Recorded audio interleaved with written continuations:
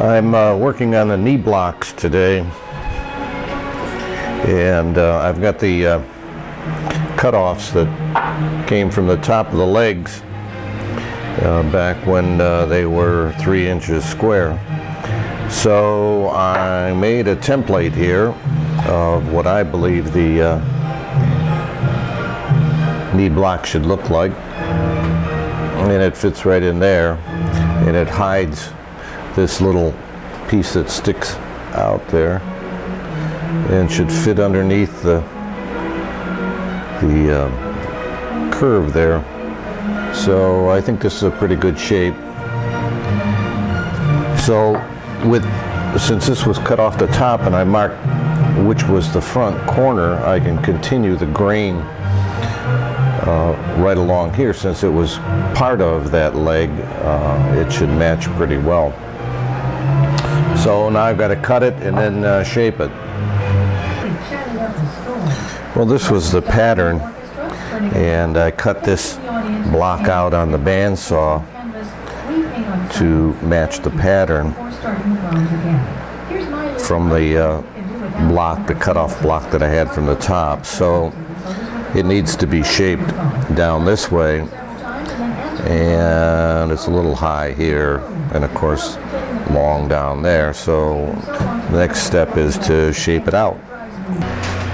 Well, I'm shaping the knee block now, and I've done this before this way. I put a screw hole on the bottom here, and then squeeze it into the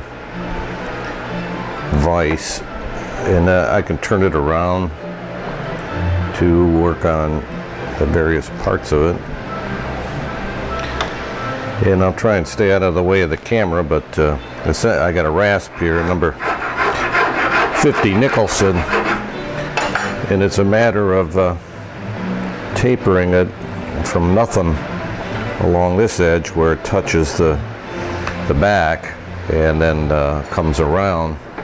So I really don't have a pattern for that, but I mean, other than to try and work our way around it.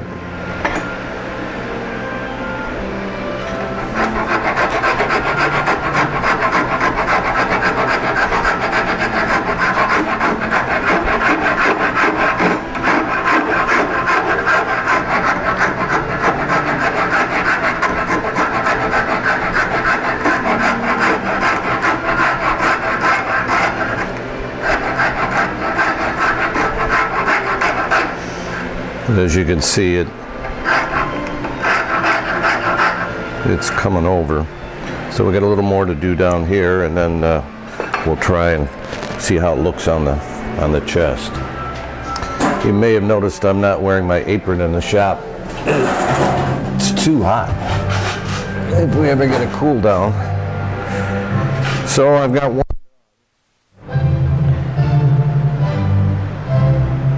And that's about what it looks like. I had it glued in there just temporarily so that I could photograph it. But you'll have to imagine what it's like without my thumb in the way.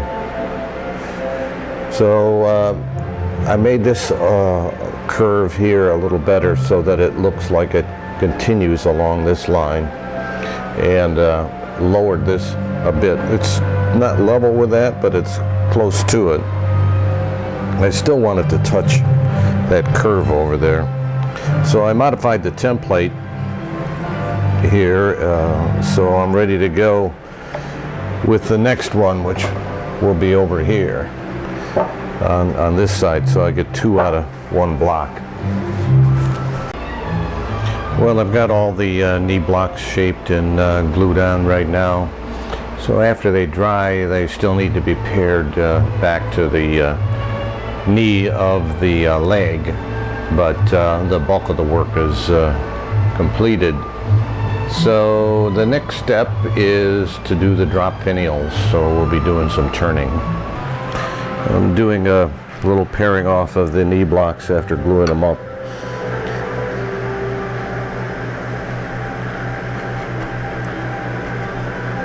So I've got a nice sharp paring chisel, and I've done a bit of it already.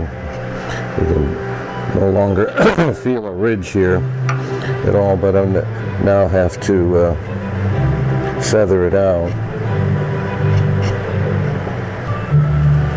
It's getting out. That's pretty good. The rest of it goes downhill here, and you just want to make sure the shape matches the line. And then a little bit of filing sanding there, and then this I'll take out with a file here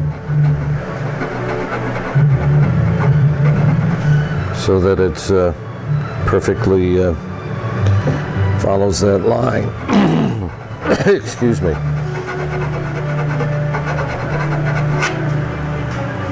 It's getting close there. The front one here is already completed. We'll zoom in on it here a little bit. So you can see it's matched out pretty well. I don't have any video of the current finial turning, but this video is from the last time I turned them.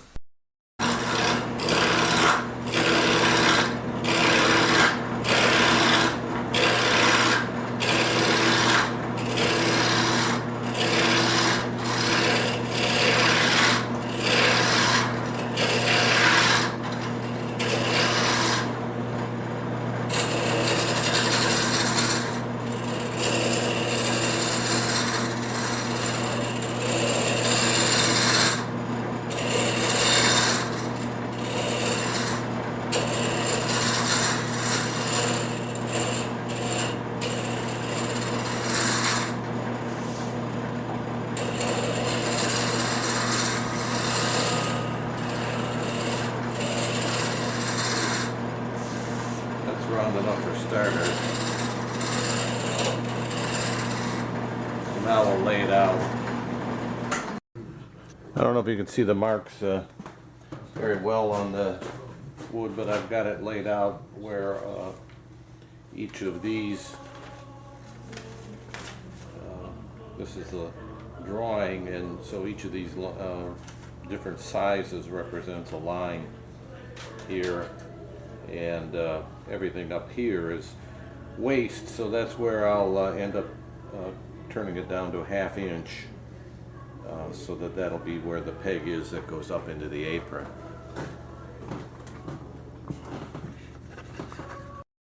So the first step is to turn this to 1 inch and 3/16.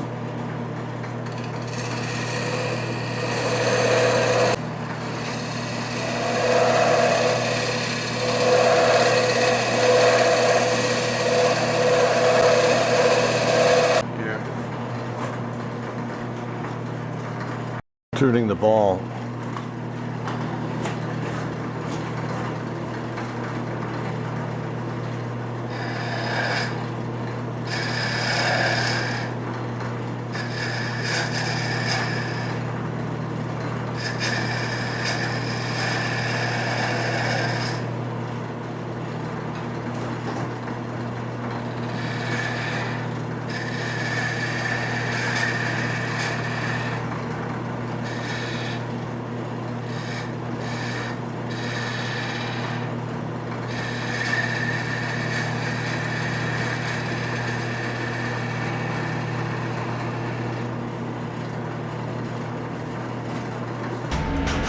Well, I turned the 2 finials yesterday.